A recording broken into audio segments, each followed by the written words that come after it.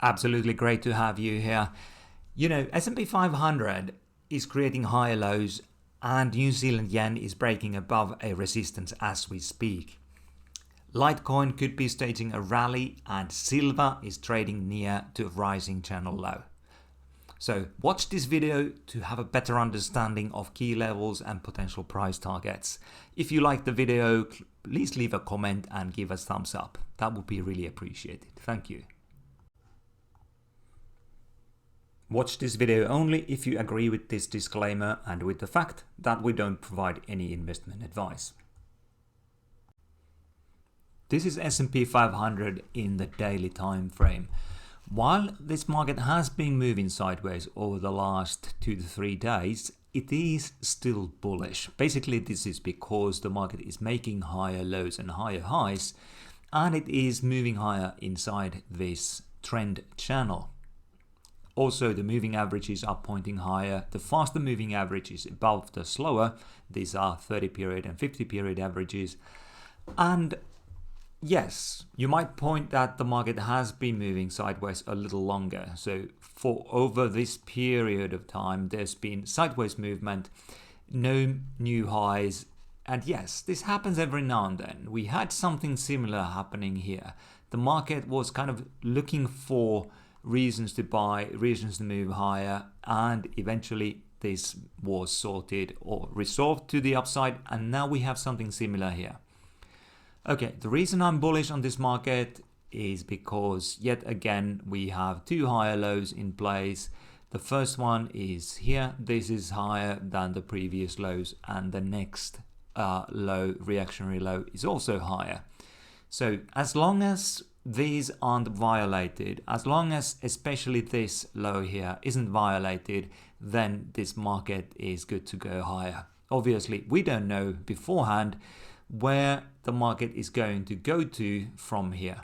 It might be just finding its legs and running higher. Alternatively, it could retrace a bit, go maybe down closer to the channel low, and then find enough strength to push into new highs. Okay, we don't know that, but we don't have to know.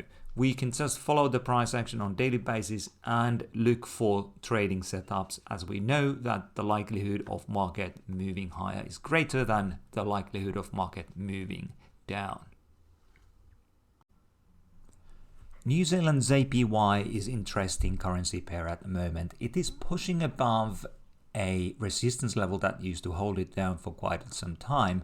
Ever since from February, we've had 1, 2, 3, 4, 5 different attempts to take this market above 79.20 or so. Now the market is pushing higher, and it seems that just based on the recent price action that the market is honoring this area here, staying above 79.20 and pushing higher. So the question is, where's the next target for this price? What the targets are in the upside. So if we look at the very nearest future, I think that the channel high being fairly close at about 0.4% is something that could be a hurdle for the bulls. If the market manages to push higher though, then the width of this sideways range here is likely to give us an idea where the market might go. And if we take and measure this distance, let me use this tool here, to the current market price, there's about 1.5% upside potential based on this width of the range. Now, if we look at this big picture here, the market is trending higher. It's pushing above resistance levels. And obviously, people always want to know, where does this market turn bearish? When does it stop being bullish? And the answer is, if we pull down back to the channel low, break the low, break the support here, go below the 50 period moving average, then I think this market is pretty much negated the bullishness, and then we might see either more downside or more sideways movement. In this chart, I have two time series, Litecoin on light blue and Bitcoin on orange. As you can see, these time series are fairly well moving up and down together, so they are highly correlated. Now there was a period here when Litecoin was really taking off and Bitcoin was struggling. But the fact that Bitcoin's demise actually caused Litecoin to collapse suggests that we have a period of high correlation at the moment going on, and it's likely to continue. So it's very important to see what is actually happening with Bitcoin in order to figure out what's happening with Litecoin. So my idea is that if Bitcoin can recover, it's more likely that Litecoin can do the same. So let's look at key levels in Litecoin. First of all, the market is trading here just below an important resistance level. It used to be a support here, and the market is now trading right below it. Two scenarios, one bearish, one bullish.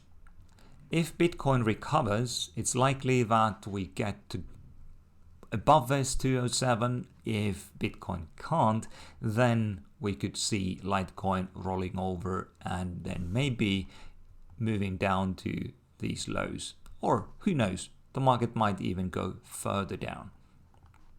But that would be the bearish scenario. The bullish scenario is here. If we take the Fibonacci retracements and place them on the chart, we can see that, and I'm going to place the moving averages here too. We can see that the 50% Fibonacci retracement coincides with both of the moving averages, 20 and 50 period. So that's likely to be an important zone.